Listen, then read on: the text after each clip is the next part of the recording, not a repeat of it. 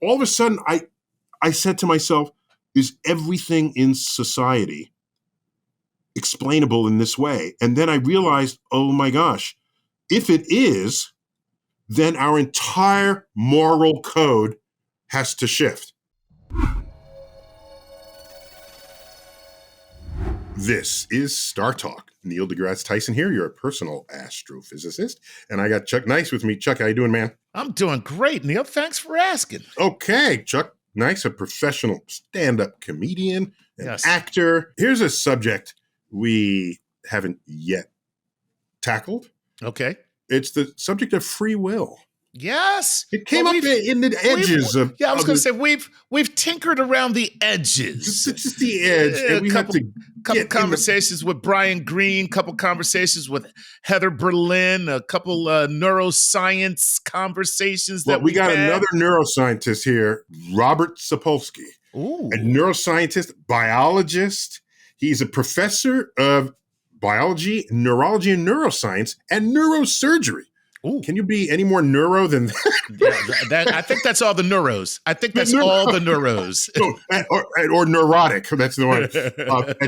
At Stanford University, best-selling author of 8 books. Right, I have one in my hand right now. Came out just months ago. Wow. Determined: A Science of Life Without Free Will. Wow. And that's going to be a major subject of our conversation today. Welcome to the show, Robert. Well, thanks. Thanks for having me on. But before we continue here, let me just tell our audience, you captured so much of this life's profile in a memoir that you write. Just tell us briefly about your memoir. Then we're going to pick up the free will discussion. Oh, sort of one of my not even marginally scientific books that I cranked out. It's called A Primate's Memoir, and basically just stories of the 30 odd years hanging out with both the baboons, but sort of places there in East Africa. I was there for one coup attempt. I was there for one civil war. I was interesting, colorful place to be a kid from Brooklyn who knows nothing about the outside world. So that was a fun thing to write. I'm glad you documented that, because if it's a story that others will never have or can't even imagine, that's got to be in print somewhere so that we can access it. Yeah. So tell me, so this is a fascinating birthplace for the ideas that maybe we're not entirely in control of our own behavior. So how did this rise up to become your central focus when thinking about free will? Well, actually, just to undo all of that, I already didn't believe in free will. I was 14 when I had this incredibly epiphanal night where I suddenly decided there's no free will. I also, as long as I was at it that night, decided there's no God and there's no purpose and it's just a big, empty, indifferent universe. It was interesting stuff going on the days before. Were there mushrooms involved in this? No, but there was religious trauma instead, which I think is a much more effective way of messing with your head. So it was a wonderful sort of clarity of, oh, I get it. You became nihilist. I think that's yes. That's when that word applies. Nihilism. Nihilistic. Yes. So I have not believed in free will since then. So all baboon ecological physiology and all rat, monkey, mice neuroscience did was just add more factoids to, like, we're just machines. We're biological machines. Wow. All right. So give us the central points of your thesis then. You can't just say, well, I don't think we have free will anymore. Give me some foundations for this. Well, it's this basic deal where, like, somebody does something and you wonder, like, why that happened, why they did what they just did. And, like, if you want to unpack it, part of the answer to that is because this was going on in this part of the brain a second before, while this part of the brain went silent, or that sort of thing. But you're also asking, wow, well, the person hadn't eaten yet today. They were sleep deprived. They were happy. They were stressed. They were in pain, whatever. What's the hungry judge effect? That reminds me. Oh, I love it. The hungry judge I remember effect. something like 10 years ago, like if you get convicted before lunch, your your sentence is higher than after lunch. Yes, exactly. It was this classic study preceding National Academy of Sciences. They looked at every parole decision made in this judicial county or whatever over the course of a year, like 1,000 of them, looking at what predicted the judge letting the guy walk versus sending him back for more jail. And the single best predictor was how many hours it had been since the judge had eaten a meal. Oh, I thought it was definitely how black the guy was standing in front of him. Oh, well, that's after we get rid of the one that explains about 99% of the variability. Once that's sorted out, the other extraneous another factors. variance in the force of it. Okay. All right, so that's shocking and disturbing, just simultaneously. Yeah. And so Very. if the judge, presumably the judge is thinking the judge is making the right decision in that moment. But in fact, they don't even know. They're not even self-aware. They're being influenced. Right. Because they can't even, if you were, maybe you could correct for it. By the way, that got challenged for its statistics, and they responded adequately, and it's solid science, and it's been replicated. Do not go and apply for a home loan in a bank if the person you're talking to hasn't eaten for 4 hours. Other versions of that. Interestingly, the more hours a medical resident has gone without sleeping, if they're white, the more implicit bias they show on tests by the end of their sleep-deprived lunatic work period. So yeah, that's what's up with the judges, all sorts of stuff like that. Mild effects, these are not, but they're just part of this picture of stuff going on underneath the surface. So that's like how many hours it's been since you've eaten. But then you got to figure, like, what have hormones been doing in the last 24 hours? Because they're marinating your brain and having influences. And then you got to figure, what have the recent months, years, decades been like? Did you get traumatized? Did you find God? Did you find love? Did you lose either? What? Because that changes the brain. And by the way, the food thing, that became an entire commercial line for Snickers candy bar. You're hangry. Yeah, really? Are you hangry? Hangry. Oh, what a great way. And the most amazing thing is it makes sense. Like, blood glucose levels are low when you haven't eaten. And it turns out the guy's just crabby. They're all in a car on a road trip. And one guy's just completely crabby. And actually, it's usually some other famously crabby famous person, right? So that's who they turn into. And then they give them a Snickers bar, and then they're back to their normal self. That's finally science influencing commercial America. So reasonably, and it makes perfect. You're looking at this guy. He looks nothing like you. He's got a background that has nothing in common with you, and you're deciding, is this a person who has reformed? And it takes some work to see the world from this person's perspective. It takes some work to try to think about how they turned out to be different from who you are. It takes work, brain work, and the most expensive part of your brain is the one that you're working at that point. And if your glucose levels are low in your bloodstream, what the hell? Let's just go with an easy answer. It's very mechanistic, and it's exactly what you say. You sit the judge down at that point and say, whoa, that's really interesting. Remember just after lunch, you paroled this guy, and this guy just now did the same thing, and you set him back for another 50 years in jail. What's up with that? And they'll quote freshman year philosophy. They're not going to say, because I was mildly hypoglycemic and my frontal cortex was delusional. Sluggish. Delusional in their own intent.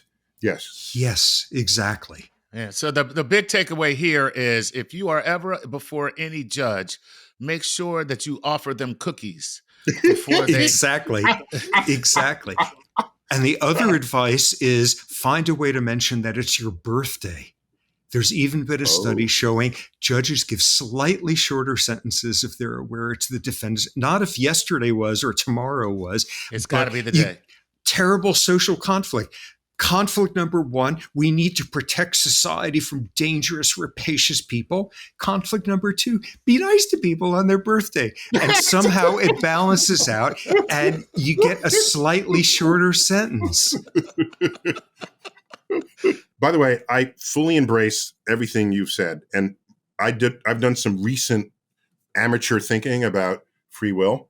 And I want to share some of those ideas with you. But they will fully resonate with everything you've said thus far. But I have to bring in sort of the physicist's perspective of free will, where if every action has a preceding action to it, you just take that all the way back till it's no longer in your consciousness, right? And then something set those series of synaptic trips in sequence, and then you end up saying something or doing something. So the physicist's cause and effect argument. How does what you say dovetail with that, or are you saying something slightly different philosophically? Actually, very similar. And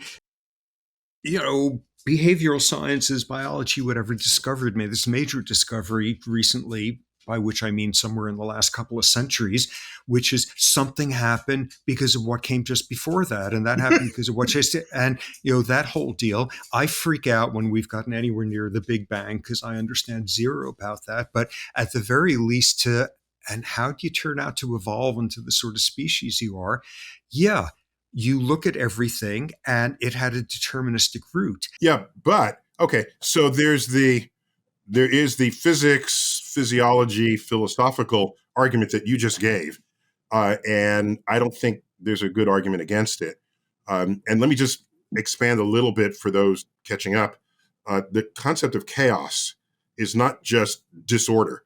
All right, you can there's certain chaotic systems where you set them into motion with certain initial conditions, and you'll get a result. And it's a repeatable result with causes and effects determined from start to finish. However, if the system is truly chaotic, an arbitrarily small shift from those initial conditions can produce an infinitely different result at the other end. And so what it means is you can't realistically predict a future based on these starting parameters you give because of how sensitive the future is to those starting parameters. So like a hurricane. Yeah, exactly. Precisely. Like a hurricane. Precisely. Yeah. And it's why and a butterfly. weather, you can't really predict weather more than like a week in advance. It goes completely chaotic. So all they can do with the hurricane is give what the models all say, and you pick the middle one and work it from there. But every day you get closer to that, the models converge because it's less chaotic.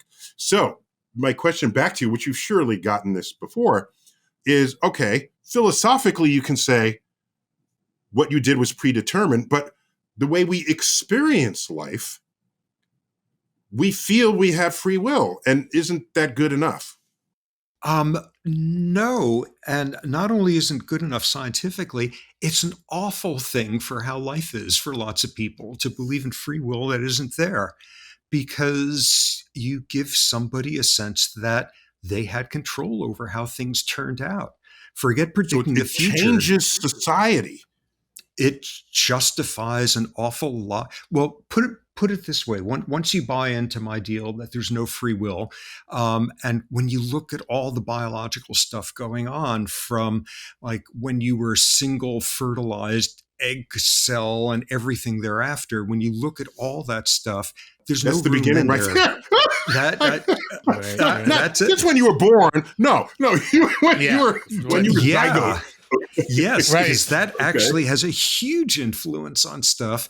When there's not a crack anywhere in that edifice in which you could push in something that is completely free of the last centuries of science and how we understand the world to work. So that's great. If you buy into that, you suddenly realize there's something very wrong in that we run the world on the notion that it's okay to treat some people way better than average for things they had nothing to do with, and other people way worse than average for things they had nothing to do with, and then slather on nonsense about this being a just world afterward. And what getting rid of a notion of free will is about is saying, actually, that stuff you had no control over. Ooh, I had no idea biology. It's not just an academic point, is what you're saying, to be not debated in the slightest. In journals. It has very real consequences in our social cultural fabric. Hello, StarTalkiverse. Neil deGrasse Tyson here, your host of the StarTalk podcast. I'm here to announce that we just opened a brand new channel on YouTube called StarTalk Plus. And that's where we're going to bring all kinds of innovative content that doesn't quite fit on our flagship channel, but they will involve experiments in what we create, what your reaction might be to what we create, and it's going to be our skunk works, as it were, to borrow a term from aerospace. So I look forward to sharing all of this new content with you, and check it out if you have a chance. I get what you're saying, and I agree with it. I'm not sure if I'm completely there with the total no free will, just being honest. And so explain to me this. All right. So here's why I agree with you saying.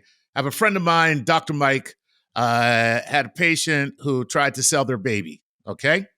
And they were a drug addict. So, and his... These are your friends. These are your friends. What? Just want to be clear. No, not the drug addict. Okay. Sorry. Who am I sharing a podcast with here? Okay, go on. So anyway, said to me, that they could not help doing that. And I said, you got to be out of your gourd. Like, what kind of hippy-dippy, commie, liberal crap is that you're saying, look, this person tried to sell their child. And then he gave me all this information on how drugs hijack the dopaminergic system and how your dorsolateral prefrontal cortex and your nucleus accumbens and all this crap comes together. And basically, you have no control over what you're doing. Your decision tree has been hijacked. Yes, you are just responding to these things, this cascade that's happening in your brain. And it's really kind of like a neurosynaptic response to something that says, hey, go do this because we need this. And you'll do anything. Okay, so you're agreeing with Robert. I thought you started this by saying you don't. I am. Okay, now here's why that's why I agree, because I did all the reading and it makes perfect sense. Perfect sense. However, here's what I want to know. What about just your regular everyday decisions? That has nothing to do with this outside force coming in and hijacking a system of your brain. It's just, I want vanilla ice cream right now. I just want vanilla ice cream. So I want pepperoni on my pizza. On my pizza. Because Robert, I'm going to see this movie tonight instead of this other movie. Right. These are the power we have over our lives, small examples that they are, all right? This is the power over our lives that gives us this illusion that we have free will, and we're perfectly content thinking that. You're saying there's some physiochemical, biomolecular thing that makes me choose strawberry instead of vanilla tonight. Yeah, which is also saying there's this cultural thing, which is also saying how you were raised and what lullabies were sung to you have a that it's all one of the. Okay, let me give you a sense of this with the drug guy. If you happen to make a really stupid, rash decision and pick the wrong womb to spend 9 months in, and your mother was very stressed during the pregnancy, as a result, your brain would develop fewer of those dopamine neurons.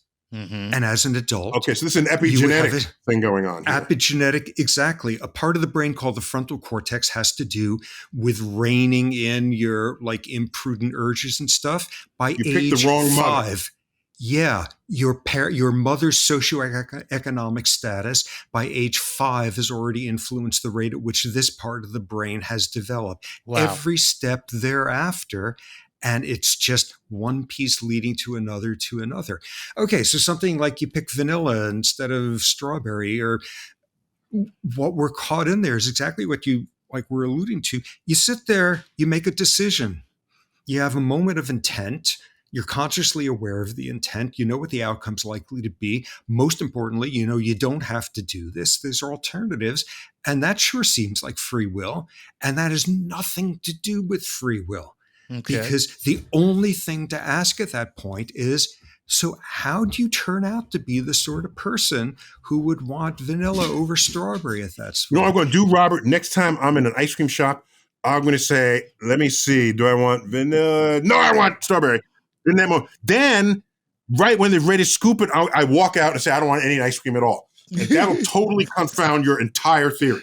No, not at all. Because how do you wind up being the sort of person saying, screw that with trying to say this is how I'm going to show them or whatever. I'm going to show you. If you wound up exactly like your parents, there was a certain absence of free will. If at some point you said, oh my God, shoot me if I wind up having anything in common with my parents, I'm going to do just the opposite.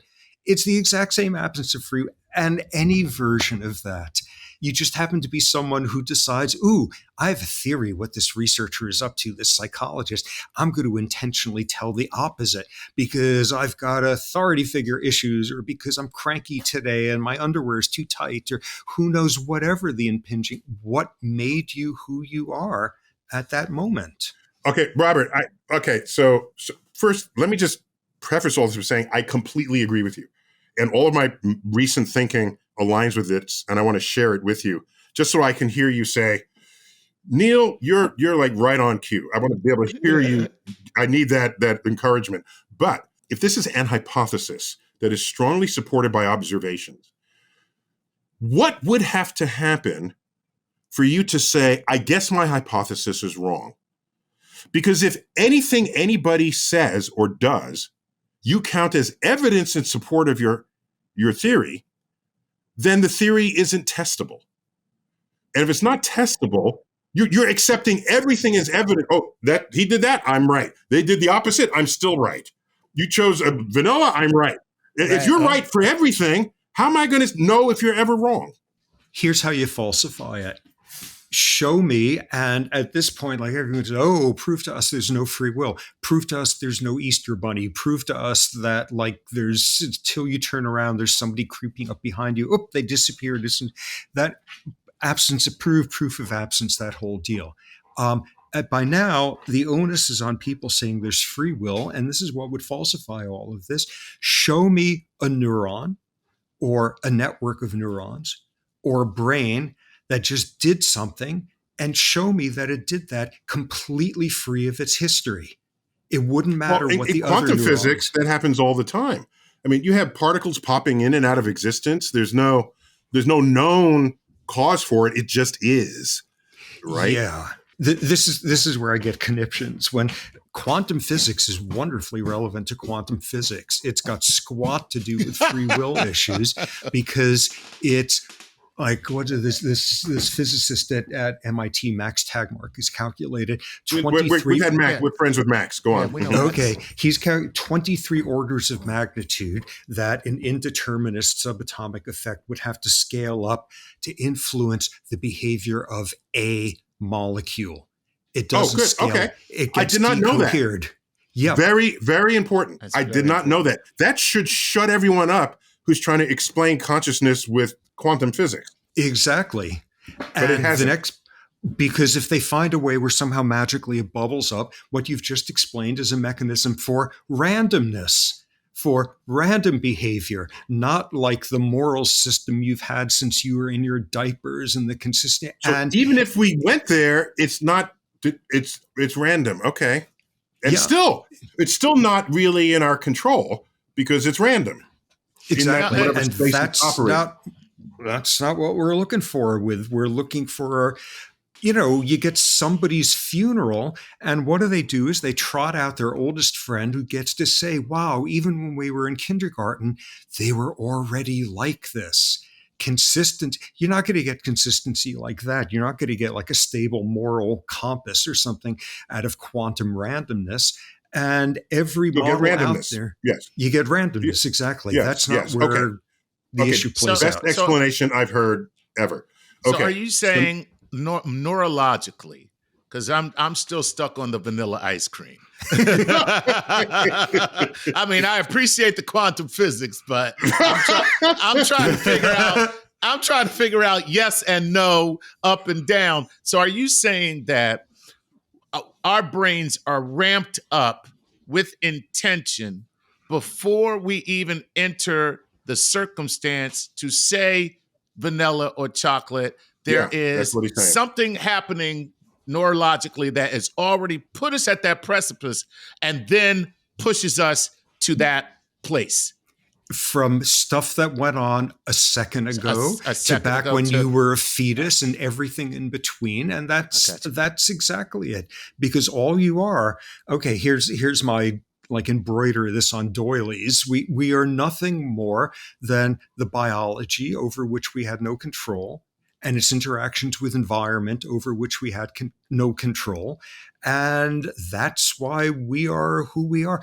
Like, if I go into a supermarket, I'm not going to buy cheddar cheese. How come?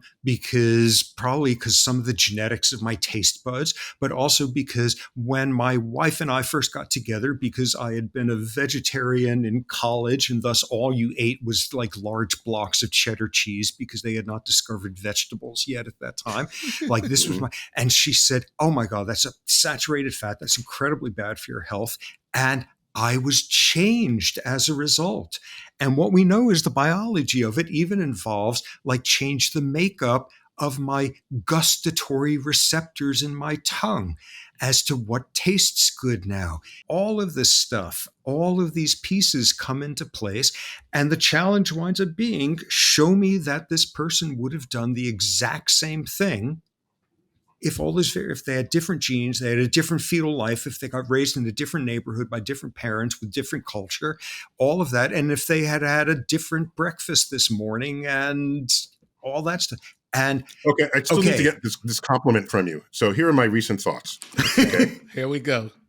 Okay. Because I was following the free will argument, and the arguments were just not enlightening to me. This every neurosynaptic firing has a precedent, and that you'll do things that you will make up the reason afterwards for why you did it, but in fact it was predetermined. Fine. Okay. You can argue that philosophically why that must be so. But I came to the same conclusion differently in a more restricted sense. I asked myself, the person who is depressed, chemically depressed, do they have the free will to not be depressed? Absolutely let's back up. If you look at culture, one by one, things people have done in the past have fallen by the way of the person is not accountable. Okay. Now, an early one of these would have been epilepsy. Okay, the devil got you. It's not your fault. Bring the priest. Okay, we got that. But if I'm old enough, maybe you're old enough. The Skid Row bum, the drunkard, all blame was placed on that person. No, okay. We find out that alcohol is addictive, and when you're addicted, you can't get off of it. And there's a homeless community where circumstance have put them there. And so society has changed in its response to this. Okay. The people who are who are depressed and on the brink of suicide, we're not saying, just cheer up. No, we're saying there's a neurological problem and they're not in control.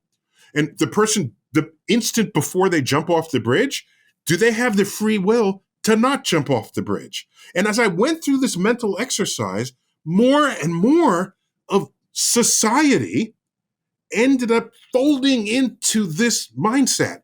And I got more and more angered. I got angered by it. And you find out, 70% of people in prison grew up below the poverty line. So right. Poverty is correlated with being in prison. Maybe the problem is poverty, not crime. Do they have the free will to not have committed a crime and end up in? So then I thought, might this explain everything? Anybody, the bully in the yard, do they have the free will? The person who wants to invade a country, is that their testosterone? We all grew up saying can't have female leaders because they have hormonal shifts and we don't know what they're going to do. But men don't. But men have testosterone, okay? And with testosterone, violence is our. I checked this at an intersection, okay? If someone cuts you off in an intersection, if someone says, "You, how did you do?" Blah, blah, blah, blah, blah, chances are it's a guy, okay, with testosterone out of control. Not in my neighborhood. I'm just saying.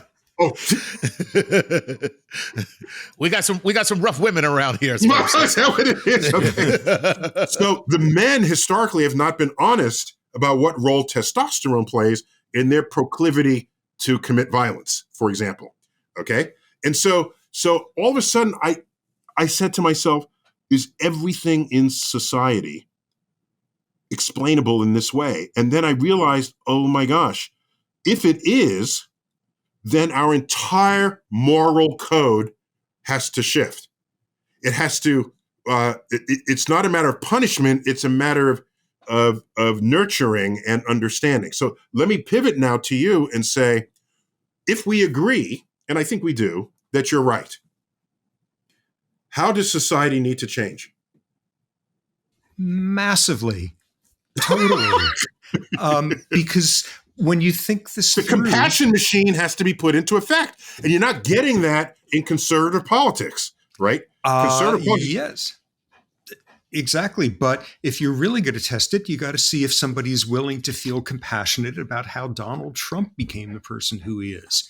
Because it's the same issue there. I mean, if you really follow this out. You mean being the best of the best of the absolute best? How did this happen? I don't know. I believe God chose me. Wow, that's scary. That's really good.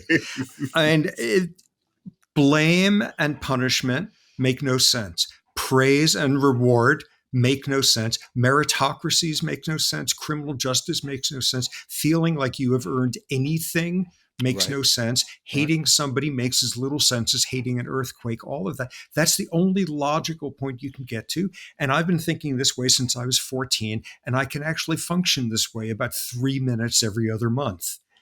Because it's incredibly hard. Yeah. But I've done it in some ways. I don't believe when there's a lightning storm that some old woman with no teeth at the edge of the hamlet caused it with her witchcraft. That one's easy now. Right. I subtracted responsibility. That in one the just old days, seems that was not the case. Right.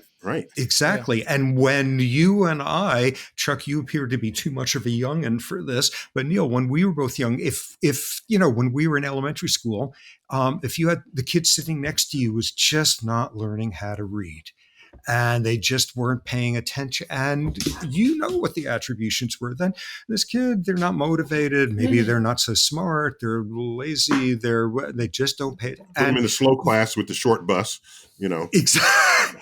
And then people discovered, there's this biological thing called dyslexia, like the architecture of one layer of your cortex is screwy. And as a result, you flipped closed loop letters around. And just in our lifetime, we have learned that's not a lazy kid. We've done that one. That one didn't take 300 years of getting rid of witch burning. That one, or people have figured out in our lifetime who you love is a biological phenomenon. It's not some I had no idea biology had to do it.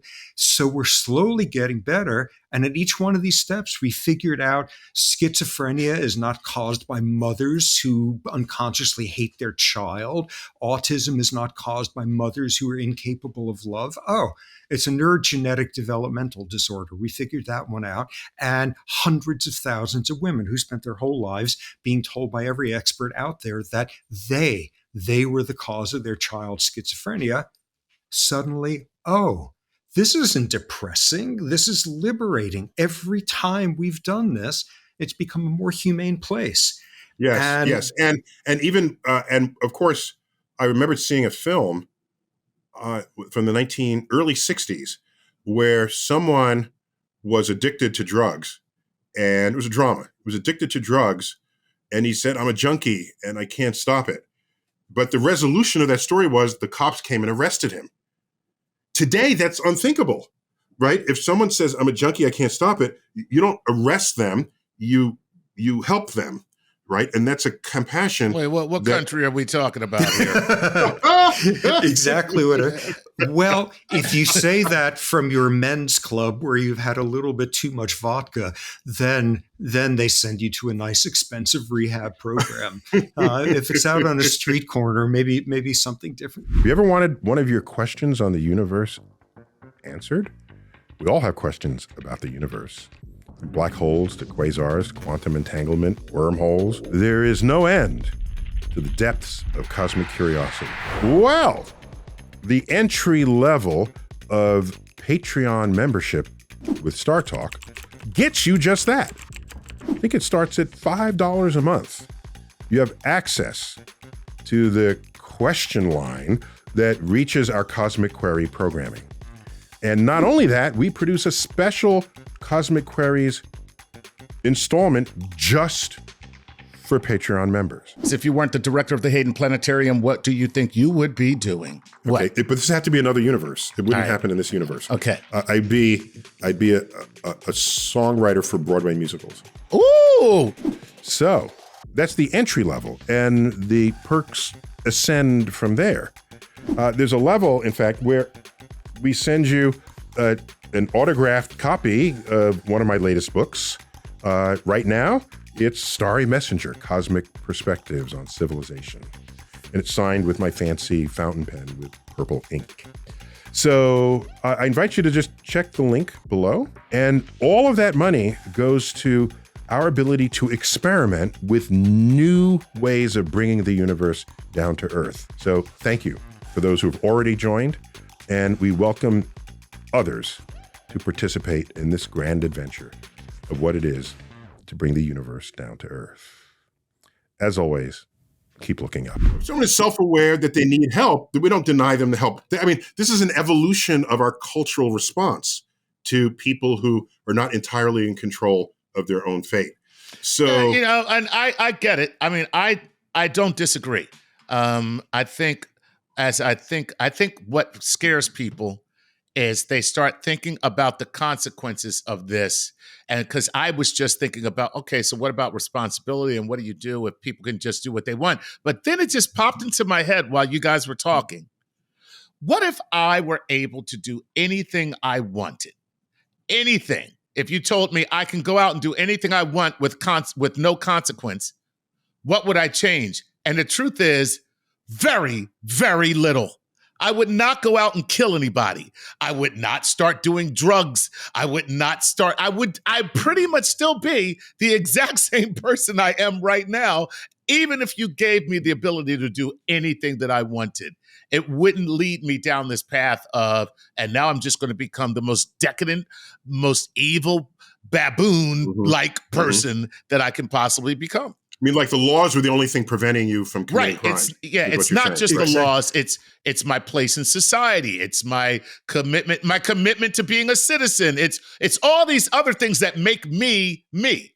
Okay, so Robert, we can split the kingdom here by saying there are forces that are societal and cultural, and then there are forces that are purely biological and physiological. And yes, there's overlap. I get it. But if we're going to prevent religious factions from killing each other, I refuse to think that that's biological. This is a trained thing from birth, where your religion is better than someone else's religion, and they're the wrong religion. And so there's a kind of a brainwashing there in not accepting the diversity of what exists around us. So maybe if we can't change the biology, we can change the culture. How far will that get us in a world with no free will? It's going to make a spectacular place to live in about 600 years.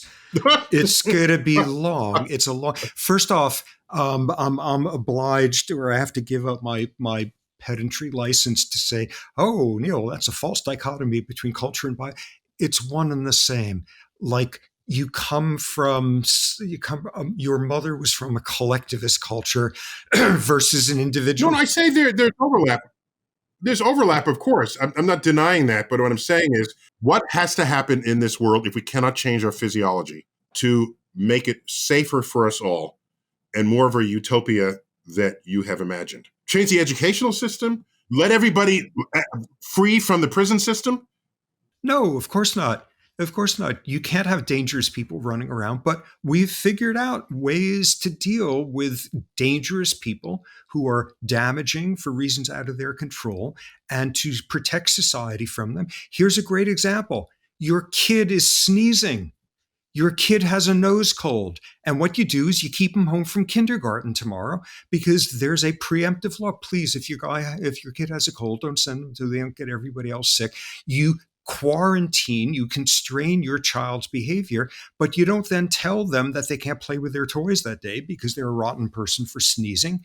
You subtract responsibility out of it and you still can protect. And we do that in all sorts of airline pilot. Airline pilot is taking antihistamines because of their cold and it makes them a little drowsy. You can't work. You can't fly for X number of days if you're taking antihistamine.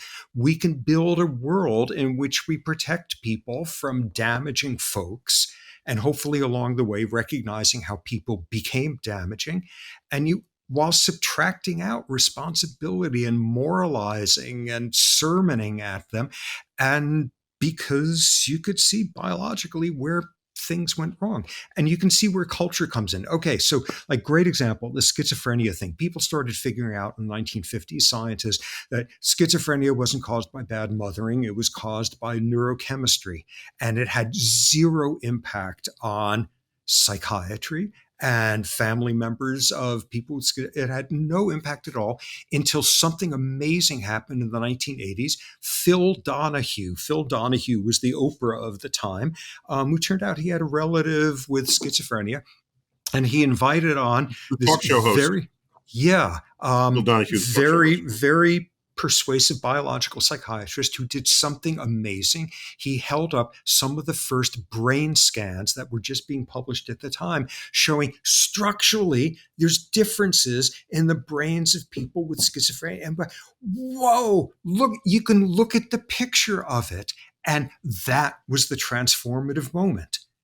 So you could say, okay, so why do we have a culture where it took someone like Phil Donahue to have us rethink this? Why do we have a culture where it takes Caitlyn Jenner appearing on the cover of whatever magazine that was for people to say, oh, this trans stuff, sometimes people just feel like they're a different sex than what their biology, and that why'd we wind up being that kind of culture? Why'd we wind up having a culture in which, certain values are glorified and in other cultures exactly the opposite? How were you raised? Depending on what culture, is a difference in how many seconds on the average you would cry before your mother would pick you up. Were they training you to be tough, or were they training you to feel safe? And just each time that happened, your brain got constructed a little bit differently. And at each one of these steps, it goes on like that. And how do you, what makes somebody an ex-white supremacist? What went into that? All of these things can change. And the cultural changes and the biological changes are totally intertwined. And what we're getting at here is the worst conclusion to come out of this with is, oh, there's no free will. Nothing can change. Things change enormously. All you have to do is understand where the buttons are and where the levers are and where the irrationality is and where the post hoc rationalizations are to explain something that in fact was a pure gut instinct and makes no sense at all. And how did people get that way? And how do you get people that way to stop being that way? And just to be clear, a post hoc explanation is you see something happen and you after the fact account for why it happened without real evidence for what actually caused it. And so you have a post hoc accounting.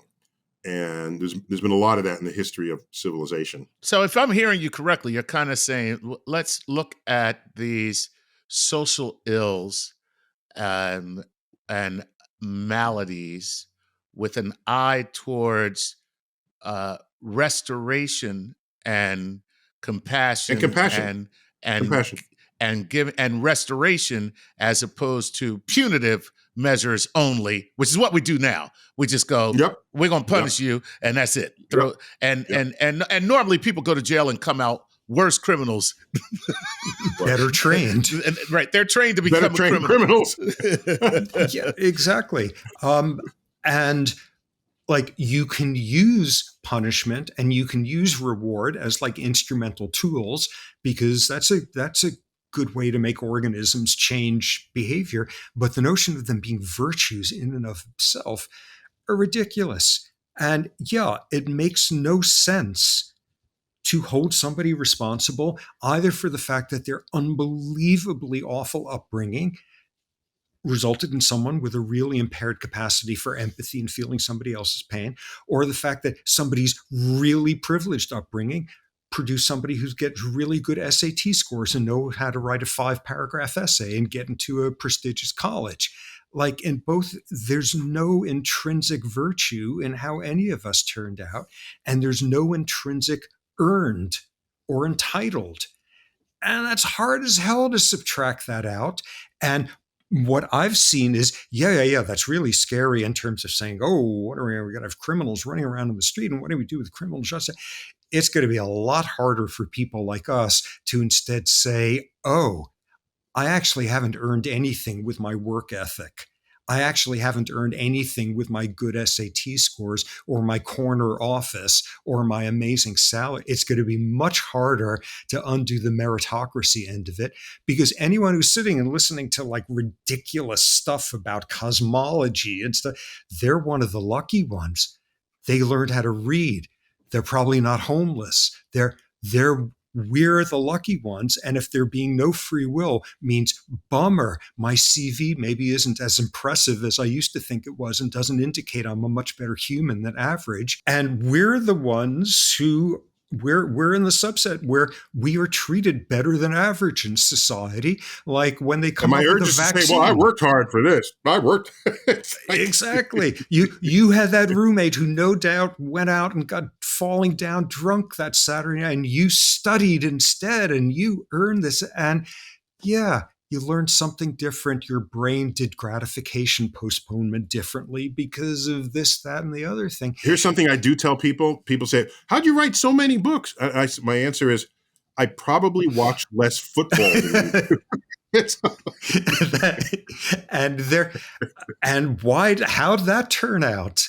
I watch less football than average because there was one stage where I decided that bullies would like me if I memorized every stupid factoid about the Green Bay Packers because they were in ascendancy at the time. And that turned out not to work.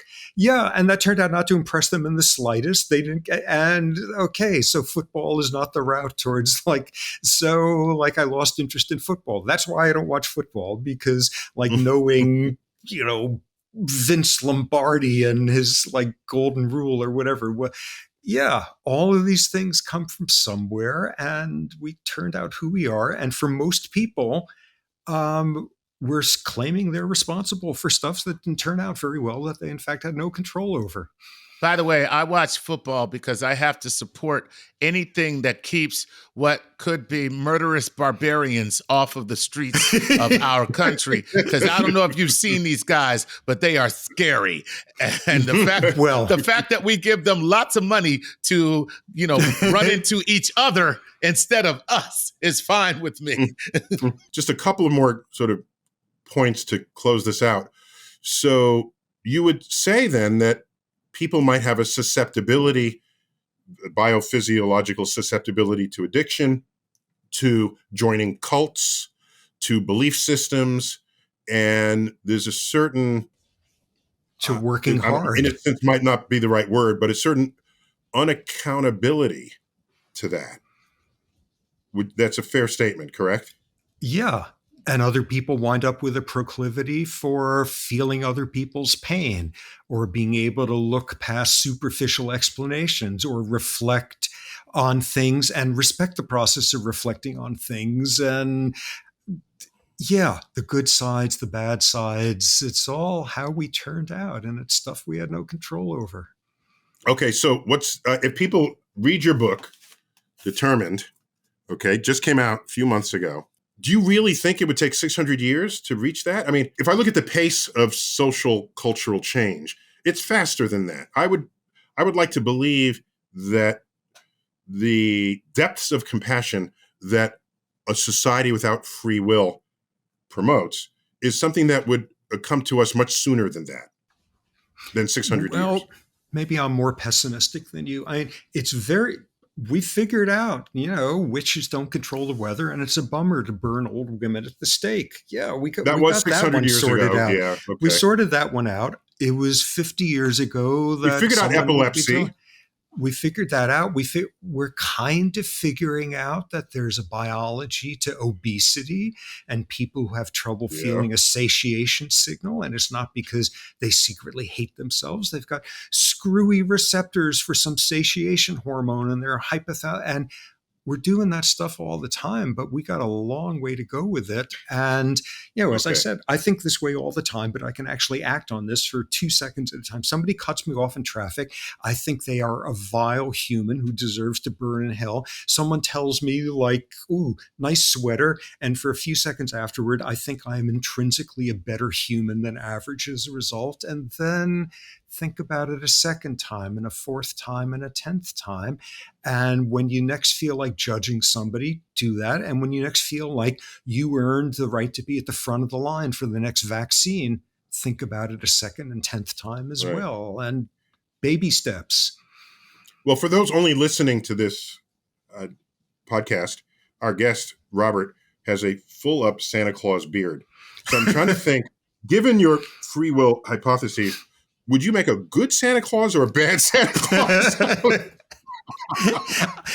I Chuck, don't what care. kind of Santa Claus is this man going to make? You kind of look like smart Santa. It's because the hair. You got to remember, Santa. You have the professor hair and the Santa beard, so you're more professorial Santa. All right. It's just that Santa says, "Were you naughty or nice? Did you deserve this gift?" That's right. This would be the worst Santa ever. Say, no, you don't have free will. Get the hell off my lap. Actually, No, now I take it back. you're- You're Oprah Santa. It's like you get a gift, and you get a gift, and you get a gift. Yes, I'm Santa biological. And in fact, I don't care because all I care about now is if my parents were still alive, they'd be totally irritated by the fact that I have this beard still. That's why I have a beard, not because I want to seem like a good Santa or bad, because it irritated the hell out of them in the middle 1970s. And sure, This is that your worked. force Stick with it. operating on it. Yeah, exactly. Okay, so I'm going to end on a question to you that might short circuit your brain and steam will come out of your ears, like every episode of Star Trek where Captain Kirk outsmarts the computer.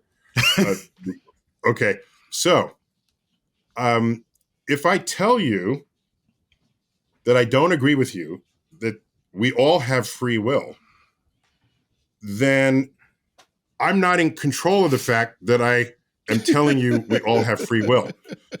It's predetermined that I think that everyone who thinks we have free will, that we have free will. That's predetermined. There's nothing we can do about it. Yeah, until you get educated. Until Is somebody that a do loop that you persuasive. can't get out of? Yeah. Like somewhere along the way, you figured out the kid sitting next to you having trouble learning to read. There's this thing called dyslexia, and you changed. You changed as a result, and like your brain changed. When you look at somebody who has like a lot of spelling errors or whatever in their writing, and like they mentioned somewhere, yeah, I got a learning difference, whatever, a part of your brain that would have had some aversive responses and told another part of your brain that has something to do with judgment doesn't activate anymore. That's a social because you learn enlightenment. that. Okay. And social enlightenment turns out to be neurobiology, and neurobiology turns out to be different social behavior. It's completely intertwined. Like, thank Okay. God we So changed. you can cure people who think there is free will. It's Yeah, not their fault. We can. exactly. We pray for their souls, but still.